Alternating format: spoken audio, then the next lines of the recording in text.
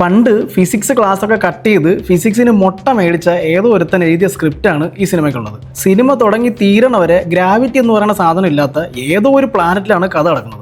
തുടങ്ങുമ്പോൾ തൊട്ട് എല്ലാവരും ഏറിലാണ്. അത് മാത്രമാണെങ്കിൽ സഹിക്കായിരുന്നു. ഇത് വെള്ളത്തിൽ കൂടെ പോകേണ്ട ബോട്ട് റോഡിലൂടെ പോകുന്നു, റോഡിലൂടെ പോകേണ്ട കാറ് റെയിൽവേ ട്രാക്കിലൂടെ പോകുന്നു, തറയിൽ കൂടെ നടക്കേണ്ട മനുഷ്യന്മാർ ഏറിൽ പറന്ന് കളിക്കുന്നു. എന്തൊക്കെയാണോ എടുത്തു വെച്ചേക്കുന്നത്. സ്പൈ യൂണിവേഴ്സിൽ വരുന്ന സിനിമ ആയതുകൊണ്ട് തന്നെ ഇതിനു മുമ്പ് സ്പൈ യൂണിവേഴ്സിൽ വന്ന സിനിമകൾക്കെല്ലാം ഉള്ള കഥ തന്നെയാണ് ഈ സിനിമയ്ക്ക് ഉള്ളത്. അതിലെങ്കിലും കുറച്ച് മാറ്റം വരുത്തായിരുന്നു. ഒരു ഏജന്റിനെ പിടിക്കാൻ വേറൊരു ഏജന്റ് പോകുന്നു, അവസാനം ഒരാൾ വില്ലനാവുന്നു, ലാസ്റ്റ് നല്ലവനാവുന്നു. വളരെ ഫ്രഷ് ആയിട്ടുള്ള ഒരു കോൺസെപ്റ്റ്. ഇതുവരെ നമ്മൾ സ്പൈ യൂണിവേഴ്സിൽ കാണാത്തൊരു കോൺസെപ്റ്റ്. പക്ഷേ ഇതിനു മുമ്പ് വന്ന സ്പൈ യൂണിവേഴ്സിലെ സിനിമകളിൽ ആക്ഷനൊക്കെ ഒരു മയം ഉണ്ടായിരുന്നു. ലോജിക്ലെസ് ആണെങ്കിലും കണ്ടിരിക്കാൻ പറ്റുന്നതായിരുന്നു. പക്ഷെ ഇവിടെ തുടങ്ങുമ്പോൾ തൊട്ട് തീരുന്നത് വരെ എല്ലാവരും എയറിലാണ്, പറന്ന് കളിക്കുകയാണ് ബലൂൺ പോലെ. ഒരൊറ്റ ഫൈറ്റ് പോലും ഭൂമിയിൽ വെച്ചില്ല. ഓടിക്കൊണ്ടിരിക്കുന്ന ട്രെയിനിന്റെ മുകളിലും പറന്നുകൊണ്ടിരിക്കുന്ന പ്ലെയിന്റെ മുകളിലും കറങ്ങിക്കൊണ്ടിരിക്കുന്ന ഹെലികോപ്റ്ററിൽ തൂങ്ങിക്കിടന്നു വരെ ഫൈറ്റ് നടത്തും. ലോജിക്ക് നിങ്ങൾ യൂസ് ചെയ്യണ്ട, ആക്ഷൻ പടമല്ലേ, വിട്ടേക്ക്. പക്ഷെ ഗ്രാവിറ്റി എന്ന് പറയുന്ന സാധനം പണ്ടൊരു മനുഷ്യൻ കണ്ടുപിടിച്ചിട്ടുണ്ട്. അതിനെങ്കിലും ഒന്ന് കൺസിഡർ ചെയ്യായിരുന്നു. നിന്ന നിപ്പിലാണ് റോക്കറ്റ് പോലെ ഓരോന്ന് പറന്നു പോകുന്നത്. ഇതെന്തോ ഇത് സൂപ്പർ ഹീറോ പടം. ഈ കഥ നടക്കുന്ന യൂണിവേഴ്സിലെ ഏജന്റ്സ് എല്ലാം സൂപ്പർ ഹീറോസ് ആണെന്നാണ് തോന്നുന്നത്. പിന്നെ ബിക്കിനി സീൻ ഇല്ലാതെ എന്ത് സ്പൈ യൂണിവേഴ്സ്?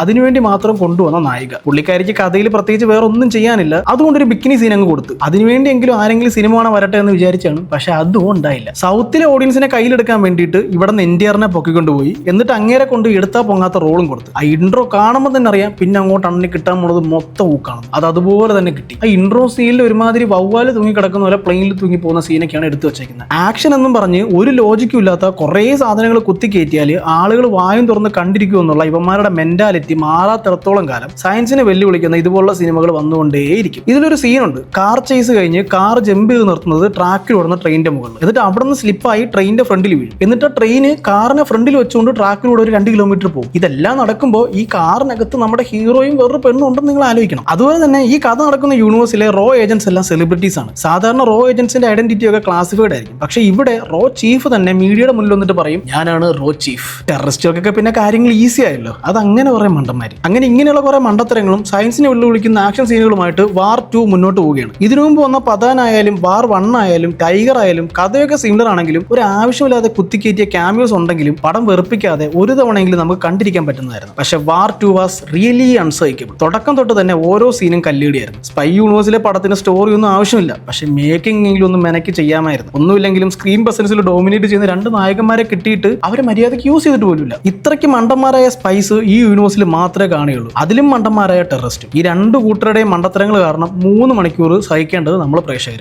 അക്കാര്യം പറയാൻ മറന്നുപോയി. 3 മണിക്കൂറാണ് സിനിമയുടെ ഡ്യൂറേഷൻ. കഥ എഴുതി വന്നപ്പോൾ ഏതാണ്ട് ഒരു 2 മണിക്കൂറേ ഉള്ളൂ. പക്ഷെ അത് പറ്റൂലല്ലോ, 3 മണിക്കൂർ വേണമല്ലോ. അതുകൊണ്ട് 2 ഫ്ലാഷ് ബാക്കും കുത്തിക്കയറ്റി. അത് കാണുമ്പോൾ നമുക്ക് മനസ്സിലാവും ഫോഴ്സ്ഡ് ആയിട്ടുള്ള ഫ്ലാഷ് ബാക്ക് ആണ്. അത് ആ സിനിമയിൽ അവിടെ ആവശ്യമേ ഇല്ല എന്നുള്ള സാധനം. പിന്നെ ഒരു കാര്യത്തിൽ കുറച്ച് മാറ്റം കൊണ്ടുവന്നിട്ടുണ്ട്. ക്യാമിയോസ്. ഒരു ബന്ധവുമില്ലാത്ത യൂണിവേഴ്സിലുള്ള ബാക്കി ഹീറോസിനെ എവിടെയെങ്കിലും കുത്തിക്കയറ്റി ടൈം ലൈൻ ആയിട്ടോ സ്റ്റോറി ആയിട്ടോ ഒരു ബന്ധവുമില്ലാത്ത ക്യാമിയോസ് ആയിരുന്നു സ്പൈ യൂണിവേഴ്സിന്റെ ഇതുവരെയുള്ള സ്പെഷ്യാലിറ്റി. ഇവിടെ ആ സംഭവം ഒന്ന് ഒഴിവാക്കിയിട്ടുണ്ട്. ക്യാമിയോസ് ഒന്നുമില്ല. എന്തായാലും നന്നായി. ഓൾറെഡി ഉള്ള 2 കോപ്രായങ്ങൾ കൊണ്ട് തന്നെ സഹിക്കാൻ വയ്യ. അപ്പൊ ഇനി ഒരു 2 കൂടെ വന്നു കഴിഞ്ഞാൽ അത് നമ്മൾ സഹിക്കേണ്ടി വന്നേനെ. ഇങ്ങനെയുള്ള ആക്ഷൻസ് കാണുമ്പോൾ ആൾക്കാർ വണ്ടർ അടിക്കുകയല്ല, ഇവന്മാരെ പിടിച്ച് അടിക്കാനാണ് ആഗ്രഹിക്കുന്നതെന്ന് ഇവന്മാർക്ക് ഇനി എന്നാണോ മനസ്സിലാവാൻ പോകുന്നത്. സോൾജേഴ്സ് എന്ന് പറയുന്നത് സൂപ്പർ ഹീറോസ് അല്ലെന്ന് ആരെങ്കിലും ഒന്ന് പറഞ്ഞ് മനസ്സിലാക്കി കൊടുക്കണേ. പറക്കാനുള്ള ശക്തി ഇല്ലെങ്കിൽ എന്താ, ഫുൾ ടൈം ആകാശ് തന്നെയാണല്ലോ. സൂപ്പർ ഹീറോസ് അല്ല, സൂപ്പർ സ്പൈസ്. ഇനിയും കുറെ പടങ്ങൾ ഈ യൂണിവേഴ്സിൽ വരാനുണ്ട്. പതാൻ 2ഉം ടൈഗർ 4ഉം ആൽഫയും അങ്ങനെ കുറെ എണ്ണം. ഓരോ സിനിമ കഴിയുമ്പോഴും ഇവന്മാരുടെ ലോജിക്ക് കുറഞ്ഞു വരുന്നത് കൊണ്ട് ഇനിയുള്ള സിനിമകളുടെ കഥ നടക്കുന്നത് ചിലപ്പോൾ ബഹിരാകാശത്തായിരിക്കും. അതിനുള്ള പോസിബിലിറ്റി നമുക്ക് തള്ളിക്കളയാനാകില്ല.